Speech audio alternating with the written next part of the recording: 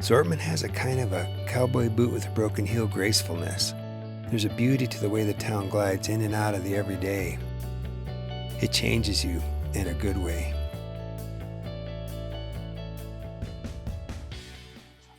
People who come here, there is some kind of thing that it just steals your heart and opens up your soul to what's important. I had never planned to spend my life pursuing the perfect photograph and chasing the light to find visual inspiration to illuminate my inner ambition, merging mind, emotion, spirit to see deeper and further, and along the way received new epiphanies.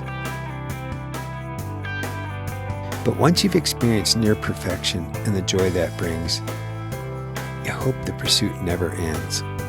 The wandering eye is a lifelong quest to capture the perfect moment.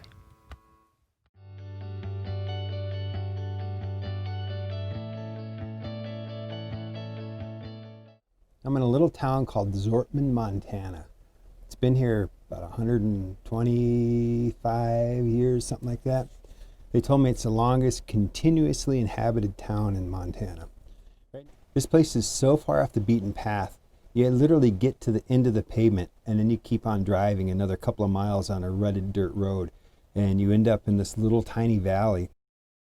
It's the kind of place that when you leave, you feel you left a little part of yourself behind. But it's not what you think.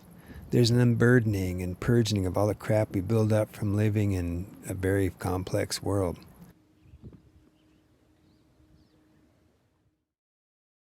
I'd heard about this little church in Zortman, so I stopped here to photograph it. I'd planned to spend half a day. I ended up staying for 5. But behind me is this little church called St. Joseph Catholic Church. This was built in 1910, right around there, and it survived all that time and it's still in use. In 1936, there was a forest fire that came through here, and all the men in town got together and they formed a bucket brigade from the water well, which is down in the valley, to be able to throw water on the church to help it survive.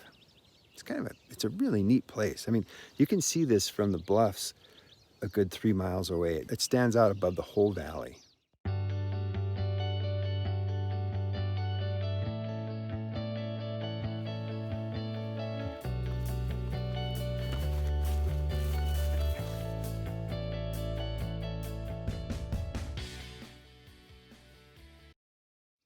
It's so awesome here. The smell, the feel, the texture, the ease of being in this town is spectacular. There's anointing of peace, and people recognize it. They might not be able to name it, but they recognize it. The views are amazing. And the history here, you can just feel the history. It's got a lot of soul, a lot of deep, old history here.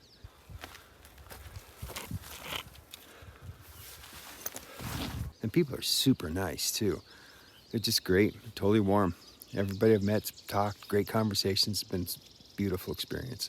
Right now it's got a population of about 60 full-time people, and the population about doubles in the summer. This little town is kind of a place where everybody takes notice of everybody and everything. They're polite, everybody waves, everybody says hi. It's a great place. It's like this vortex of perfection. It's a beautiful place.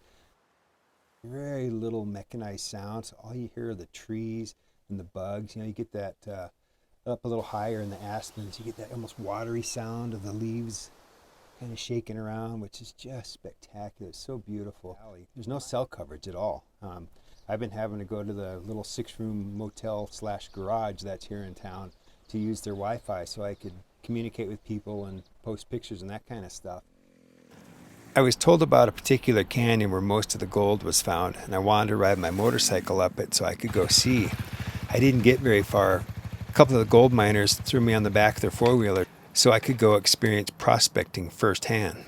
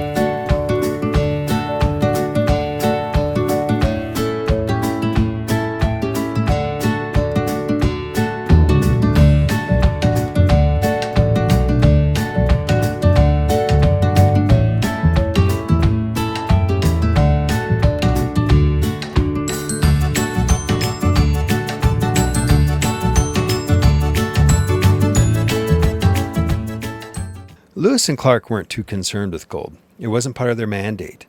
Their main objective was to find a waterway to the Pacific. Members of the Corps of Discovery, on the other hand, were very interested in what's called soft gold, or furs.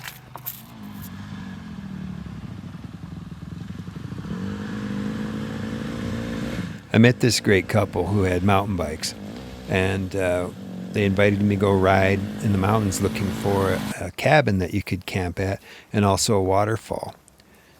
I don't have a dirt bike, but I decided to give it a shot anyways. Well, follow along and you'll see the outcome.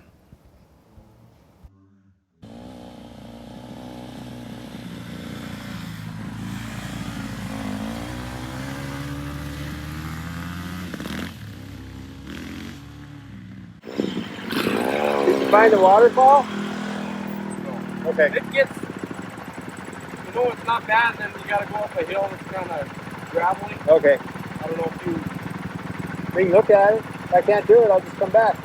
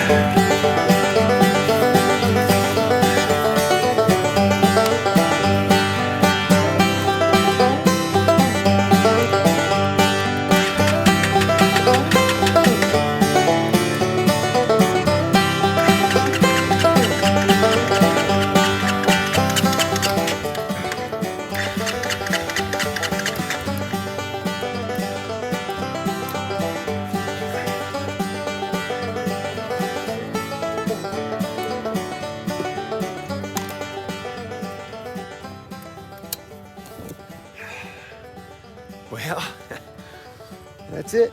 Got her wet and she's gonna stop for a while. We're gonna burn the rest of it, Steve. I'm good at that.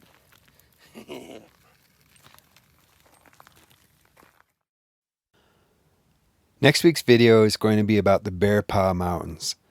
Join me as I travel there and hike, explore the beautiful wildflowers and amazing scenery.